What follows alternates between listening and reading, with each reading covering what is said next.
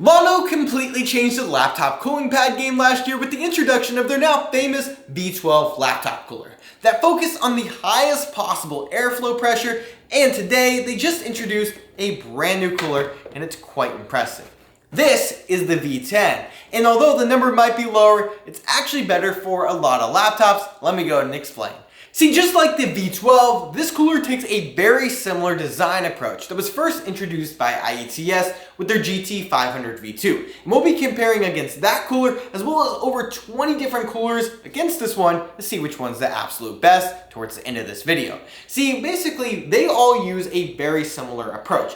I've been calling it the brute force design approach, where basically instead of a traditional laptop cooling pad that has a ton of fans on it, they focus on having a single, in this case 120mm 3500 RPM high static pressure fan, moving tons of air through your system because it's not allowed to escape anywhere else thanks to this foam border around the outside. And that's really the major factor here that makes these style of coolers so special, as your laptop is basically forced to take in the fresh air and exhaust it out its own vents.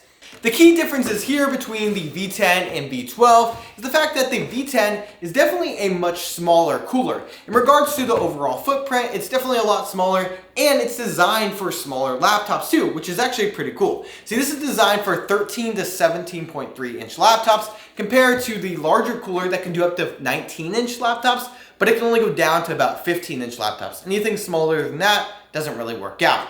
Speaking of those smaller laptops, if you want to use something under 15 inches, you will need to go ahead and add the additional foam inserts that come with this cooler. Basically, they slot onto either side, and this allows you to make sure that you're having the most efficient fit with your laptop, making sure there's no air leakage. The fan is also a little different between these two coolers. See, the V10 uses a 120mm 3500 RPM fan compared to a 140mm 2800 RPM fan in the V12, which later you'll see the results are actually very similar in performance.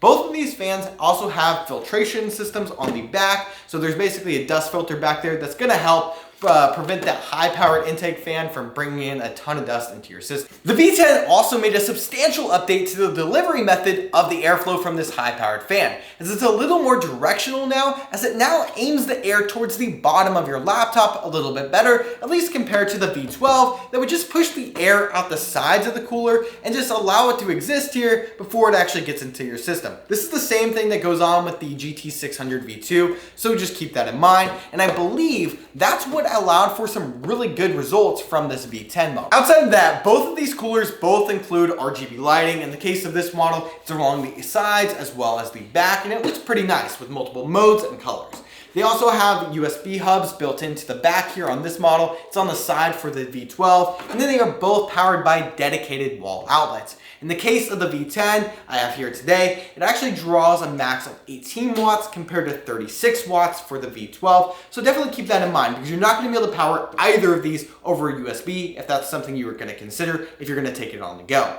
Regarding the rest of the design of this cooler, includes some dedicated hardware buttons across the bottom that I honestly was so happy to see, because I wasn't a huge fan of the old ones on the V12, which happen to use capacitive buttons, and if you know anything about capacitive buttons, they're not all that responsive. There's also a nice little screen out here that allows you to go ahead and see the current speed rating of your fans, and this can actually be adjusted by 100 RPM increments using the buttons down here from 300 to 3500 RPM.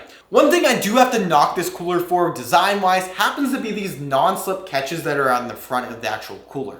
Basically, they're designed to keep your laptop from sliding off, but for my taller, which is basically a thicker ASUS laptop I was using during the testing, they were actually too short, making the laptop actually slide over them when I had the feet on the highest adjustable setting. And by the way, these are three-way adjustable. Speaking of that ASUS laptop, let's get into some performance, because this cooler might look good and actually sound pretty good on paper, but until we test it, we can't really draw any real conclusions. So all my testing over the past couple years, we've used basically my same old ASUS GL552, an older gaming laptop that's run hot for as long as I basically had it. Starting off with my idle test, I found that the V10 performed quite well, dropping our CPU temps by 21 degrees Celsius, putting it just a single degree behind the V12 and IETS GT500 V2. And the same result at idle was seen with the GPU. In our two stress tests, starting with ASUS, the cooler was just barely behind its bigger brother, the V12, at a respectable 21 degrees Celsius drop in average temperature compared to not having a cooler at all. And in our GPU stress test, the same trend continued this time, sitting with the IETS GT. In our GPU stress test using FurMark, we basically saw the same trend continue. Basically, it was sitting right behind the IETS GT600 V2 and GT500 V2. But that's in still some really great company.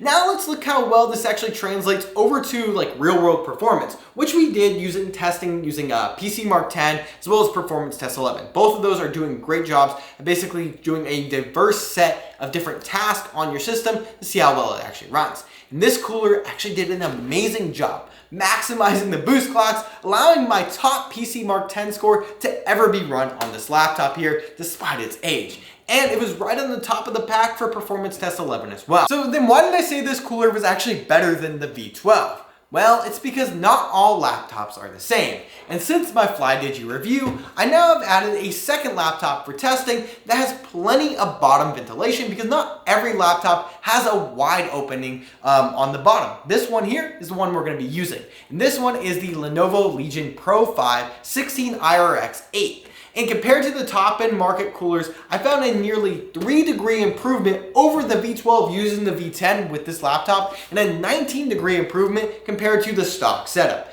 And GPU cooling was even better, as at idle I saw a 21-degree improvement compared to the stock setup of just the fans built in, and almost a 5-degree increase over the V12. That's very impressive. These results actually carried over to our stress test as well, as we never even reached 90 degrees Celsius unlike the V12, and it averaged just at 80 degrees Celsius under a full load, which is super impressive for a laptop with a 13700HX. A really hot CPU. And the GPU temperature when running FurMark was nearly identical to our FlyDigi in testing, which was just slightly better than the V12 and GT600 V2. This translated to one of the best scores I've ever gotten on both PC Mark 10 and Performance Test 11. It increased our PC Mark score by almost 4.5% compared to the stock setup, which is sweet. Plus the laptop wasn't even overheating, giving us a way better lifespan in the long run.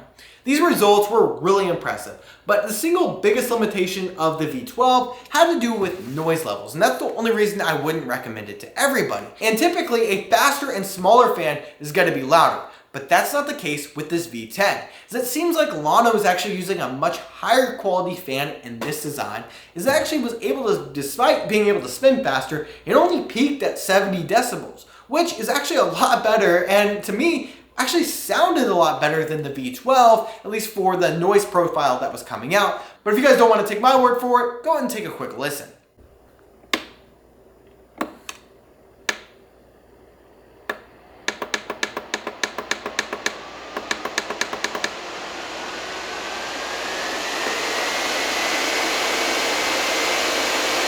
So as you guys just heard, the Llano V10 is an impressive cooler, and although it may be loud, it definitely is still very impressive. And the fact that it adds support for smaller devices like 13 or 14-inch laptops makes this one of the most universal laptop cooling pads out there. And the decision between the V10 and V12 or IETS GT600 V2, I think starts to become a little more difficult once you look at pricing.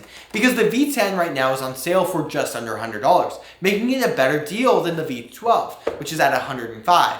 But it really depends if that promotion is still going on. If you can get it under $100, this is the better option.